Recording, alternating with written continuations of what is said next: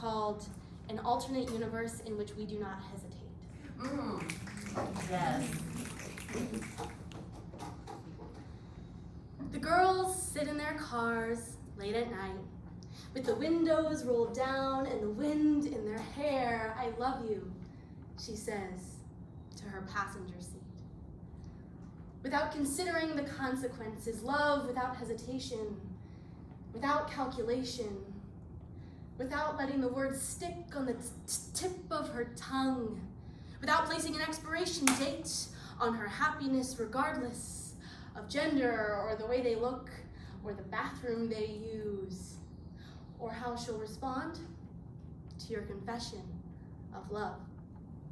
When my mother asks me, is that really what you're planning on wearing to school today?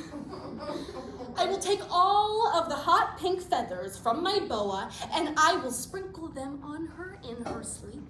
And when they tickle her nose, I hope she sneezes glitter. Enough glitter for me to bedazzle my plastic heels so that I can strut into that first grade classroom with style. Works well under pressure is listed as a requirement on the job application, so I cite period pains on my resume and submit the application. Now, there might also be another list of requirements that I don't fulfill, but I'm not scared of you thinking that I'm woefully underqualified. I mean, what's the worst thing you're gonna do? Reject me? And the math teacher asked me to answer the question on the board, but instead, I write her a sonnet about the mathematical probability that we all become stardust, and then we all become one big star, and then that star becomes the sun to another planet inhabited by other brilliant mathematicians just like us, because I'm not afraid to answer your question in my own native tongue. And when the choir sings, but I forget my part, I'm gonna sing anyway. Every dissonant chord, every clashing note, because I'm not afraid of you knowing that I am totally lost. And when he comes up behind me and he puts his hand on the small of my back, uninvited, I won't be thinking, well, maybe he didn't mean to make me feel uncomfortable. And when he touches me without my permission, I will not consider his feelings when rejecting his advances. I'm not gonna let him down easily when he comes into my personal space, hitting hard. And I will not walk into the fire that he lit in my home and wonder if I'm to blame for letting him in. And when my father tells me, you could use a man. A man would be good for you. Maybe if you had a man, you'd be a little bit more level-headed. I'll take his level, you know the one, with the mysterious green liquid and the bubble on top that he uses to win arguments against his own masculinity, and I will snap it in half, drink the poison, before I let any man come into my life and tell me to be more level-headed. There is only room for one pair of feet on this slackline, buddy, and I will not think twice before shoving you off. I will not ponder his intentions. I will not wonder if he loves me.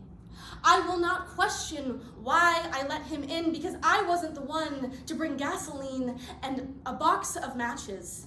I will not point the blame at the mirror because I know better than to let him walk free. I will not hesitate to block them, all of them. I will not hesitate to close the door. I will not hesitate to pull out my script when I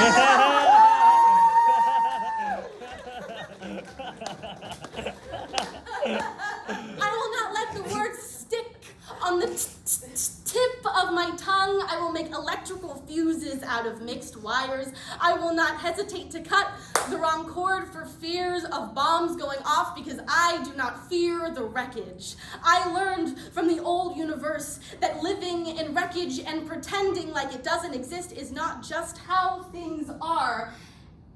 And I refuse to walk on eggshells. I would rather walk on shattered glass and let my feet fall bloody because I am not afraid to draw blood.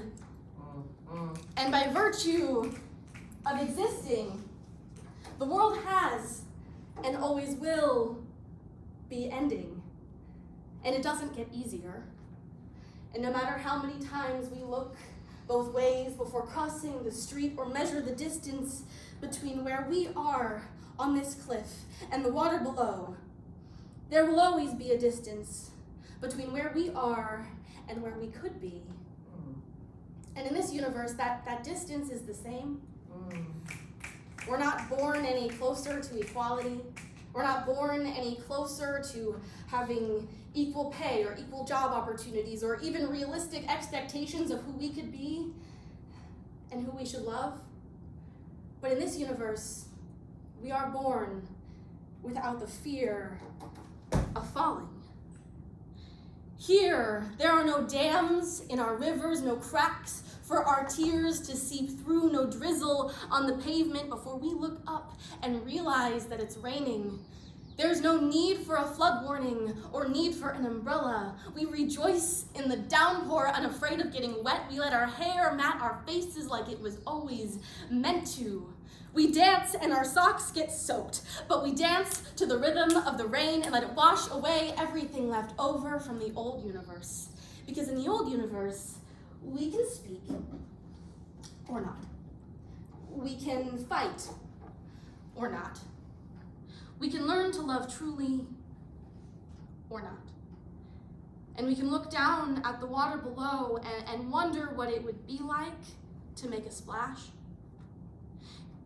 Because the world has always been and always will be ending. And in this universe, that is way less scary than standing still.